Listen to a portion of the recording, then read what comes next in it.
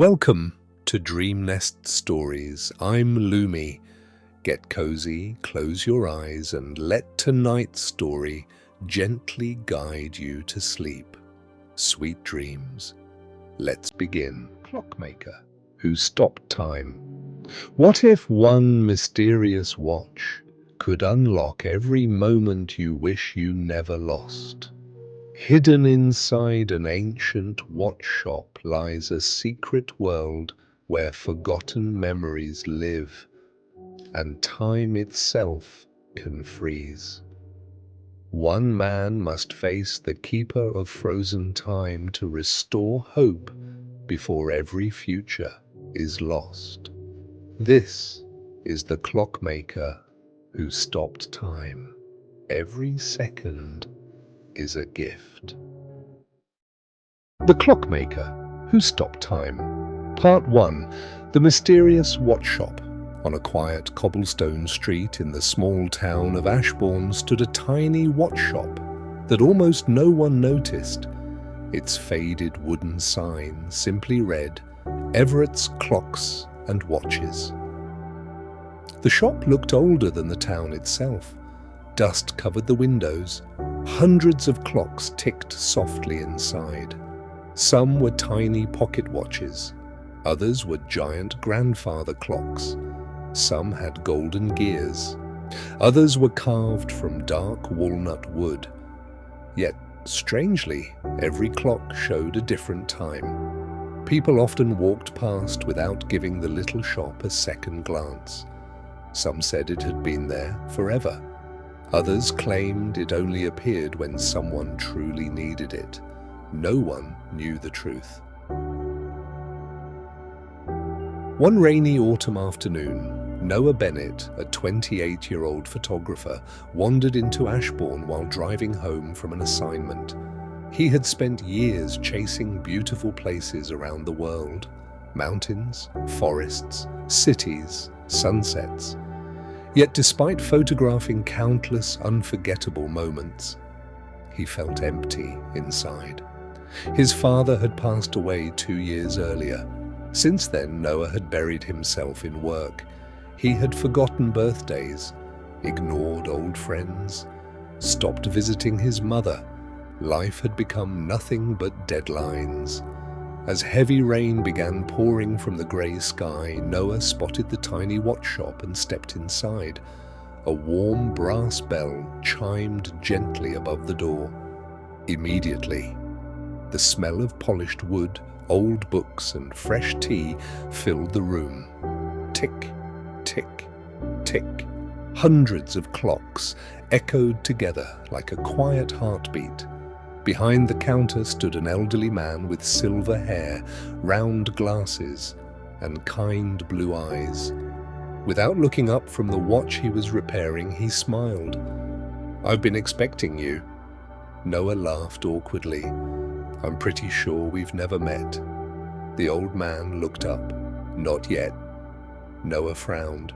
Before he could ask another question, his eyes were drawn to a beautiful antique pocket watch resting inside a glass display case. Unlike every other watch in the shop, its hands weren't moving. It had completely stopped. "Why doesn't that one work?" Noah asked. The old man carefully placed his tools down. "It works perfectly. It only moves when someone learns what truly matters." Noah chuckled. "That sounds impossible." The old man simply smiled. "So does time." He introduced himself as Mr. Everett, the oldest clockmaker in Ashbourne. Perhaps the oldest clockmaker anywhere. As thunder rolled outside, Mr. Everett handed Noah a warm cup of tea. "You spend your life capturing moments," he said. "But tell me, when was the last time you actually lived one?" The question caught Noah completely off guard. He didn't answer, because he couldn't. Mr. Everett reached beneath the counter and carefully lifted the silent pocket watch. Its silver case shimmered in the warm light. Engraved on the back were 6 simple words. Time follows the heart, not clocks. He gently placed it into Noah's hands. The metal felt strangely warm, almost alive. At that exact moment, the second hand moved just once, tick, then stopped again. Mr. Everett smiled knowingly. "It has chosen you." Noah stared at the watch in disbelief. "What do you mean?" The old clockmaker walked toward the back of the shop. Without turning around, he quietly said, "Come back tomorrow morning. If you're brave enough, I'll show you where lost moments go." The rain outside slowly stopped. When Noah stepped back onto the street, he turned around one last time. The little shop was gone. Only an empty brick wall remained. No sign, no clocks, no Mr. Everett. Only the silent pocket watch resting in his hand, still waiting. The Clockmaker Who Stopped Time, Part 2, Where Lost Moments Go. The next morning, Noah returned to the narrow cobblestone street. The rain had stopped. Golden sunlight reflected from the wet stones, making the old town glow. He wasn't even sure the watch shop had been real. After all, when he left the day before, it had vanished without a trace. But as he reached the end of the street, there it was. Everett's clocks and watches. Exactly where it had been. The little brass bell rang softly as Noah stepped inside. Every clock in the shop began ticking at the exact same moment. Tick, tick, tick. Mr. Everett looked up from his work and smiled. "I knew you'd come back." Noah placed the silent pocket watch on the counter. "It still isn't working." Mr. Everett nodded. "It isn't broken. It simply hasn't remembered your heart yet." Before Noah could ask another question, Mr. Everett picked up an old brass key hanging from the wall. "This way." He led Noah through a narrow wooden door hidden behind a towering grandfather clock. Beyond it was a spiral staircase winding deep underground. The deeper they descended, the quieter the world became. Eventually, they reached a massive circular room unlike anything Noah had ever imagined. Thousands, no, millions of glowing clocks floated gently in the air. Some ticked slowly, some raced forward, some stood perfectly still. The room shimmered with golden light. "What is this place?" Noah whispered. Mr. Everett answered softly. "This is the Hall of Lost Moments. Every glowing clock represents a moment someone wished they had cherished. A forgotten birthday, a missed sunset, a final goodbye, never spoken. A child's first steps, a parent's last smile, moments people were too busy to truly live." Noah walked between the floating clocks in complete silence. One clock suddenly glowed brighter than the others. It drifted gently toward him. As soon as he touched it, the room disappeared. Suddenly, Noah found himself standing in a familiar park. His father was sitting on a wooden bench, smiling exactly as he had looked 5 years earlier. "You finally came," his father said warmly. Noah felt tears fill his eyes. "Dad!" He reached forward, but his hand passed through him like mist. It wasn't the past. It was only a memory. His father looked toward the sunset. "You always wanted to capture beautiful moments," he smiled, "but don't forget to live inside them too." The memory slowly faded. Noah found himself back inside the Hall of Lost Moments. Tears rolled down his face. Mr. Everett placed a gentle hand on his shoulder. "Some moments cannot be relived, but they can still change us." At that instant, the silver pocket watch in Noah's hand ticked again. Tick, tick. This time, the second hand moved twice. Mr. Everett smiled. It has begun. But before Noah could respond, every floating clock in the hall suddenly stopped. Silence filled the room. A cold wind swept through the chamber, one by one. The glowing clocks began to dim. Mr. Everett's smile disappeared. He looked toward the enormous doorway at the far end of the hall. Someone, or something, had frozen time itself. The Clockmaker, who stopped time. Part 3. The Keeper of Frozen Time. Silence filled the Hall of Lost Moments. Not a single clock ticked. The thousands of glowing timepieces that had floated gracefully only moments before now hung motionless in the air, their golden light fading into darkness. Noah looked around in disbelief. "What happened?" he whispered. Mr. Everett's expression grew serious. "He's here." Before Noah could ask who he meant, a deep, echoing sound rolled through the enormous chamber. Boom! A giant clock at the far end of the hall slowly opened like a pair of ancient doors. Beyond it stood a tall figure, dressed in a long black coat woven with silver threads. His face was hidden beneath a hood, but his icy blue eyes glowed in the darkness. Every step he took caused nearby clocks to freeze instantly.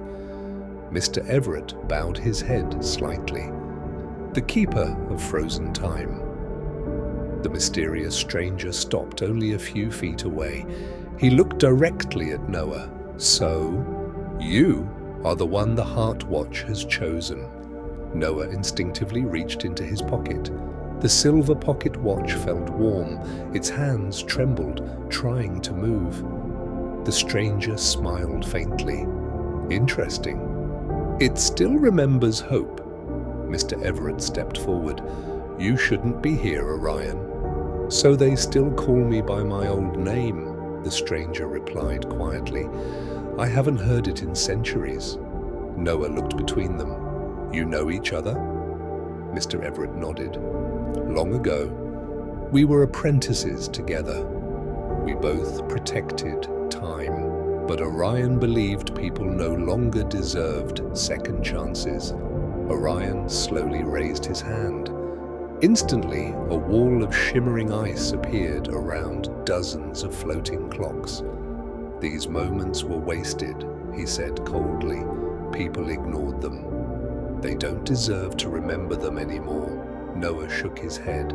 "Everyone makes mistakes." "Yes," Orion answered, "and time never forgives mistakes." Suddenly, one frozen clock drifted toward Noah. The moment he touched it, the world around him disappeared. He found himself standing in his childhood home. His father was preparing breakfast in the kitchen. "Come on, Noah," his father called with a smile. "Let's go fishing before the sun gets too high." Young Noah looked up from his camera. "Maybe tomorrow. I have too much editing to finish." The memory blurred. Tomorrow never came. His father became ill only weeks later. The fishing trip never happened. Noah's chest tightened. Tears rolled silently down his face. "If I could only go back." The memory faded. He returned to the Hall of Lost Moments. Orion watched him quietly. "You see, regret freezes people. They spend their lives wishing for yesterday instead of living today." Mr. Everett placed a reassuring hand on Noah's shoulder. "No. Regret can also teach us how to cherish tomorrow." For the first time, the silver pocket watch began ticking steadily. Tick, tick, tick. Its hands moved faster than ever before. Golden light spread across the hall. Several frozen clocks cracked. Tiny rays of light escaped into the room. Orion's calm expression changed. The Heart Watch. It's awakening. The entire hall began to shake. The giant clock doors slowly opened wider. Beyond them, Noah saw an endless river made entirely of glowing light. Mr. Everett looked at him with urgency. That is the river of time. If Orion reaches it, he can freeze every future moment. Noah tightened his grip on the pocket watch. He took one determined step toward the glowing river. The final journey had begun.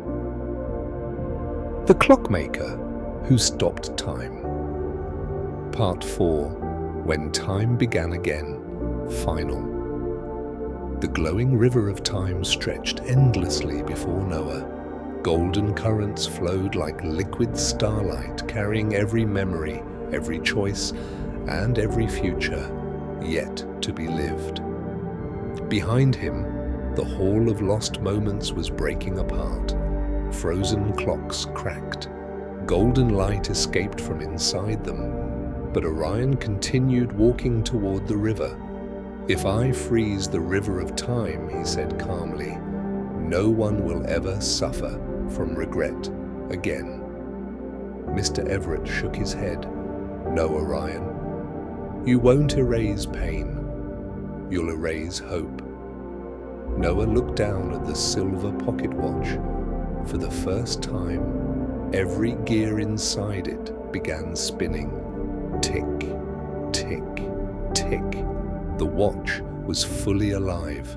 A warm, golden light surrounded him. Suddenly, thousands of floating clocks throughout the hall began ticking together. The sound echoed like a heartbeat.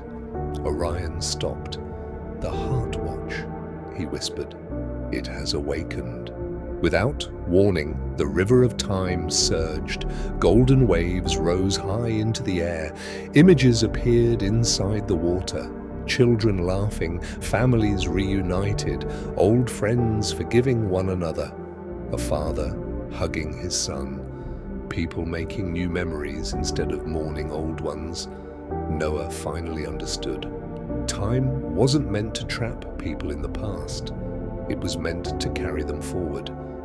He stepped toward Orion. You think stopping time will protect people? But life isn't beautiful because it lasts forever. It's beautiful because every moment is precious. Orion stood silent, his icy blue eyes slowly softened. He remembered, long ago, he had once believed exactly the same thing. Mr. Everett smiled gently.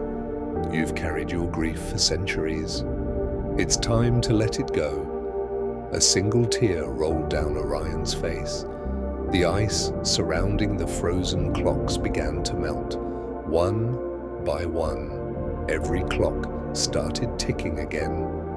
The hall filled with warm, golden light. The river of time sparkled brighter than ever before. Orion slowly removed his dark hood. For the first time in centuries, he smiled. I'm tired, he whispered. I've been trying to stop time when I should have been living it. He placed his hand on the river of time. His body slowly dissolved into thousands of tiny golden lights. The lights drifted into the river, becoming part of time itself. Mr. Everett turned toward Noah. The hall has chosen its next keeper. Noah looked surprised. Me? Mr. Everett nodded. You've learned the one lesson every keeper must understand. You cannot hold on to yesterday, but you can make today worth remembering. The silver pocket watch floated gently into Noah's hand. Its back now displayed a new engraving. Every second is a gift. Outside, morning sunlight poured into Ashbourne. The old watch shop stood quietly on the cobblestone street. People walked past, smiling without knowing why. Some stopped to hug loved ones. Some called old friends. Some simply watched the sunrise. Inside the shop, only one clock continued ticking. Mr. Everett was gone. In his place stood Noah behind the wooden counter. A small brass bell rang as the door opened. A young woman stepped inside. She looked exhausted, lost. Noah smiled kindly, just as Mr. Everett once had. "I've been expecting you." The young woman looked confused. "I'm pretty sure we've never met." Noah smiled. "Not yet." The old adventure had ended. A new one had just begun. Closing narration. Time is the one treasure no one can buy back. Don't wait for the perfect day. Don't postpone the words that matter. Tell someone you love them. Watch the sunset. Forgive. Laugh. Live. Because one day, today's ordinary moment may become tomorrow's greatest memory. Lighthouse that never slept. Once upon a time, on the rugged coast of Maine, stood an old lighthouse that had watched over the sea for more than 100 years. The people of the nearby village believed the lighthouse had a heart of its own. Even when storms knocked out the power and every other light disappeared into darkness, the lighthouse somehow continued to shine. No one could explain it. Children whispered that friendly spirits lived inside. Fishermen simply smiled and said, "As long as the light stays on, we'll always find our way home." Every evening, just before sunset, an elderly lighthouse keeper named Elias Harper climbed the worn spiral staircase carrying a small brass lantern. He had repeated the same journey for nearly 40 years, step after step, night after night, never missing a single evening.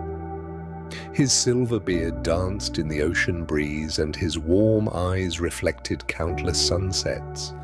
Although he lived alone, Elias never felt lonely. The sea was his oldest friend. The wind knew his name, and the lighthouse. The lighthouse always seemed to be listening. Every morning he brewed fresh coffee, fed the seagulls waiting outside his window, and carefully polished the giant glass lens until it sparkled like a diamond. Visitors often asked him the same question, "Don't you ever get tired?" Elias always laughed softly. "Some lights are meant to rest," he would say, "but others were born to guide." One chilly autumn evening, thick fog rolled across the water earlier than usual. The horizon disappeared. Even the sound of the waves seemed distant. As Elias lit the great beacon, he noticed something strange. Far beyond the cliffs, another light answered. It wasn't a ship. It wasn't another lighthouse. It floated gently above the water, glowing with a pale golden color, unlike anything he had ever seen. It appeared for only a few seconds, then it vanished. Elias rubbed his eyes. Perhaps he was simply tired, or perhaps the fog was playing tricks. Still, he couldn't stop thinking about it. The next night, the golden light returned. This time it stayed longer. It drifted slowly across the sea, almost as if it were searching for something. Elias watched in silence.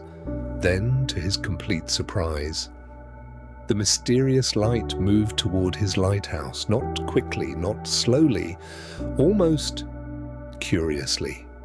When it reached the cliffs, it paused. For one brief moment, the golden glow became brighter than the lighthouse itself.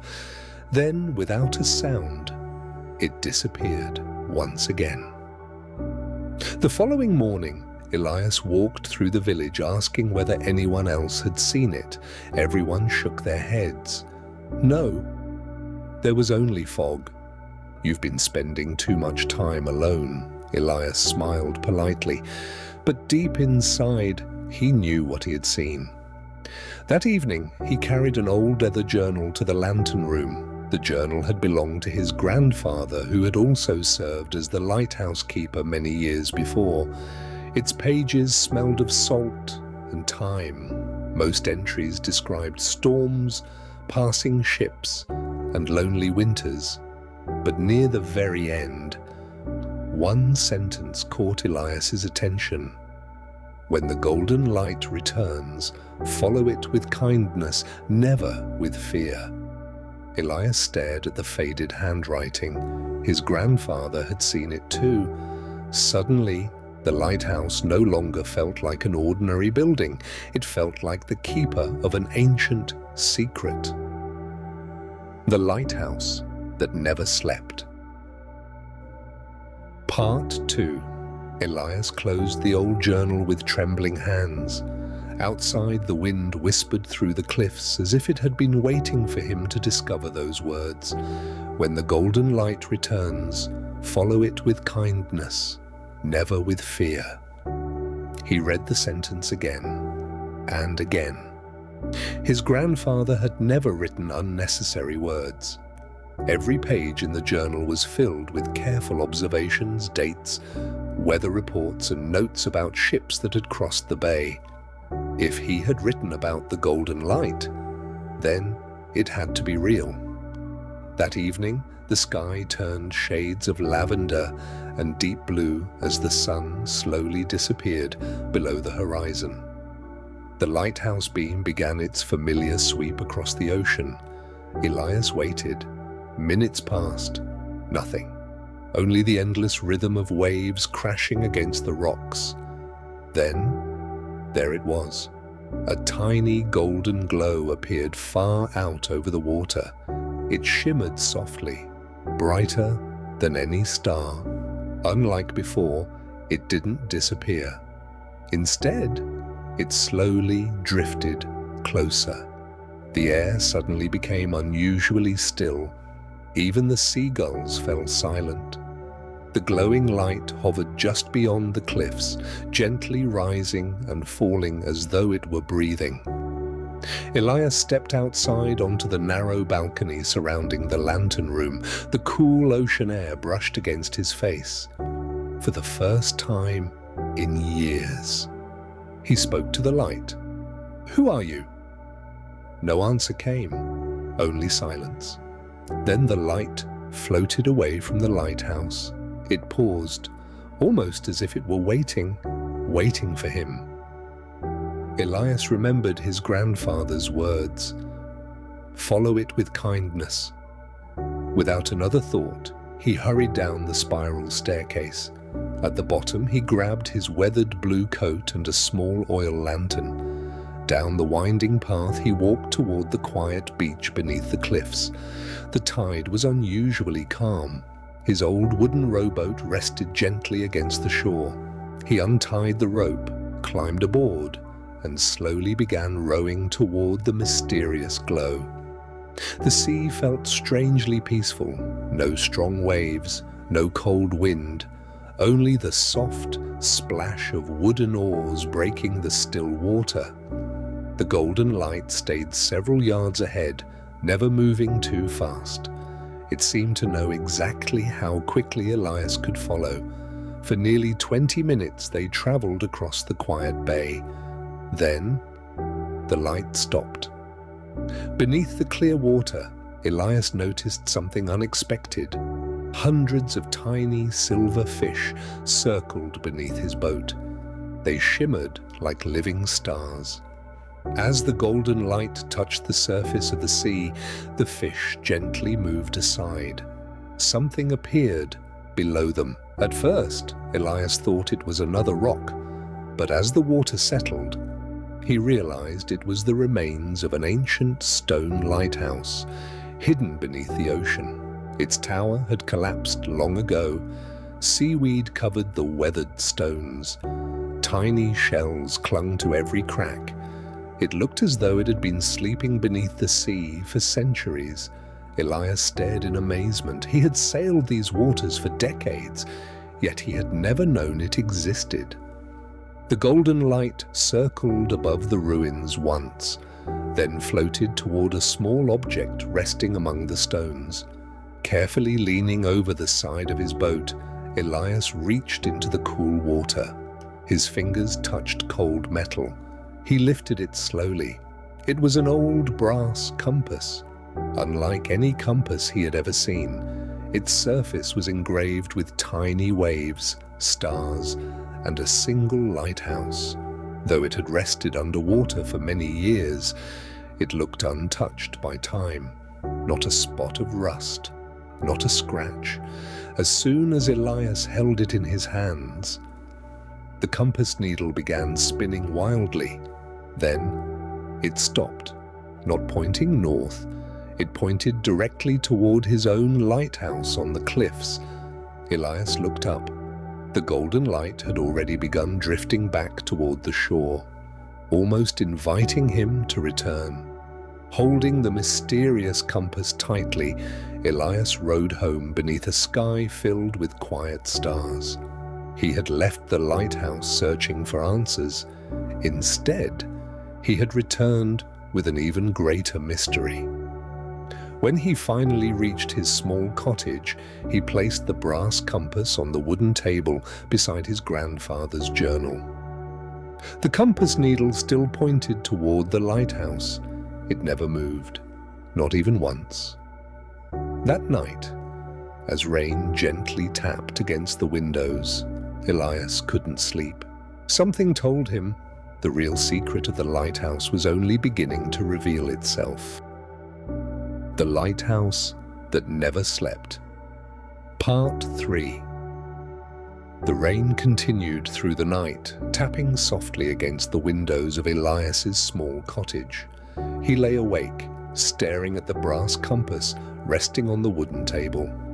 Every few minutes, he glanced at it. The needle never pointed north. It pointed only toward the lighthouse.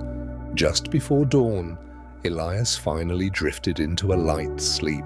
Then he had a dream. He was standing inside the lighthouse, but it looked different. The walls were new. The stone was bright.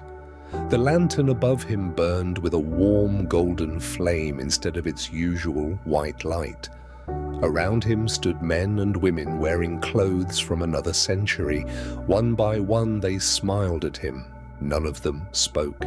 Yet somehow Elias understood. They were the lighthouse keepers who had come before him. Each had protected the coast. Each had saved countless lives. And now they were watching him. An elderly woman stepped forward. She carried a lantern unlike any Elias had ever seen. Its light was soft, calm, and golden. She gently placed it into his hands. Then she whispered only 5 words. "The light remembers every kindness." Elias suddenly woke. Morning sunlight streamed through the window. His heart was racing. The dream had felt so real that he could almost still feel the warmth of the lantern in his hands. He looked toward the table. The brass compass was glowing, only for a moment. Then the glow disappeared. Later that afternoon, a heavy storm warning reached the village. Dark clouds gathered over the Atlantic Ocean. The fishermen quickly pulled their boats onto shore. Windows were closed. Doors were locked. Everyone prepared for another dangerous night. Elias climbed the lighthouse stairs as he always did. He cleaned the great lens, checked every mechanism, filled the fuel tank. Everything was ready. But deep inside, he knew this storm would be different. As evening arrived, thunder echoed across the sea. Massive waves crashed against the cliffs below. Rain fell so heavily that the ocean almost disappeared behind a curtain of water. Suddenly, the lighthouse lamp flickered. Once, twice, then it went out. The entire tower fell into darkness. Elias froze. In 40 years, this had never happened. He rushed to inspect the machinery. Everything seemed perfectly fine. The fuel was full. The gears were turning. Nothing was broken. Yet the light refused to shine. Outside, a ship's horn echoed through the storm, long, loud, desperate. Somewhere in the darkness, a ship was searching for the lighthouse. Without its guiding light, it could crash into the rocks. Elias's hands began to shake. He tried lighting the lamp again. Nothing. Again. Nothing. Then, the brass compass on the table began glowing brighter than ever before. The needle spun once, stopped, and pointed upward, toward the lantern room. At that exact moment, a familiar golden light appeared outside the glass. It floated silently through the storm, untouched by the rain, untouched by the wind. The glowing light drifted inside the lantern room. It circled the great lens one time, then another, and suddenly, the entire lighthouse filled with a beautiful golden radiance.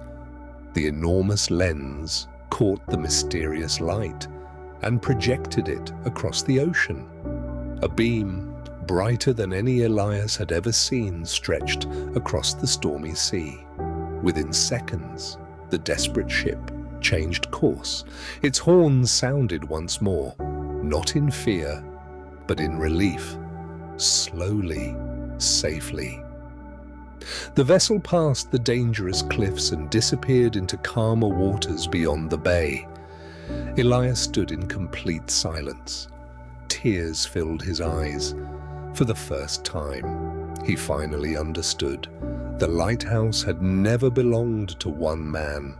Its light had always been protected by something far older, something gentle, something that existed only to guide lost souls safely home. The golden light had never come to replace him. It had come to help him, and from that night forward, whenever storms covered the sea in darkness, the lighthouse never truly stood alone. The Lighthouse That Never Slept, Part 4, The Secret Behind the Golden Light. Final. Morning arrived with a sky washed clean by the storm. The sea, which had roared with anger only hours before, now rested peacefully beneath the soft golden sunlight. From the cliffs, Elias watched as the ship he had helped the night before sailed safely toward the open horizon. He smiled quietly. No one aboard would ever know how close they had come to disaster, and no one would ever know that an ancient golden light had guided them through the darkness. Later that afternoon, there was a knock at the lighthouse door. It was Captain Thomas Reed, the captain of the very ship that had survived the storm. In his hands was a small wooden box. "I've crossed this coast for 25 years, he said. "Last night your lighthouse shone brighter than I've ever seen it. You saved every soul on my ship." Elias simply smiled. "It wasn't only me." The captain looked puzzled, but he didn't ask any questions. Instead, he handed Elias the box. Inside was an old silver pocket watch.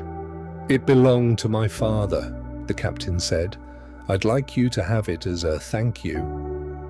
Elias accepted the gift with gratitude. As the captain walked away, Elias noticed something unusual. Engraved on the back of the watch was a tiny lighthouse, surrounded by a circle of golden stars, the same symbol carved into the mysterious brass compass. Another connection, another reminder that some stories are carried through generations. That evening, Elias opened his grandfather's journal one last time. Tucked between two faded pages was an old letter he had never seen before. Its paper had turned yellow with age. Carefully unfolding it, he began to read. "To the keeper who comes after me, if you are reading this, then the golden light has chosen to reveal itself to you. Do not try to capture it. Do not try to understand every mystery. Some lights exist only to remind us that kindness never disappears. Every life saved, every act of compassion, every stranger helped along the way becomes part of this light. As long as people choose kindness over fear, the lighthouse will never truly go dark." Elias slowly lowered the letter. For years he had believed his duty was simply to maintain a building, but now he understood. His true responsibility had never been to protect the lighthouse. It was to protect hope. The years passed gently, seasons came and went. Children who had once waved at Elias from the harbor grew into parents.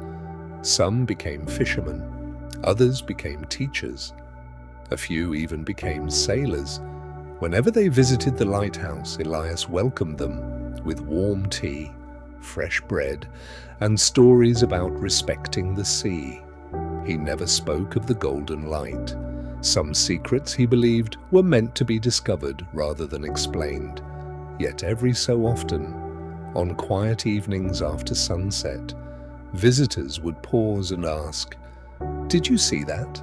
Far out over the water, a tiny golden light floated peacefully above the waves.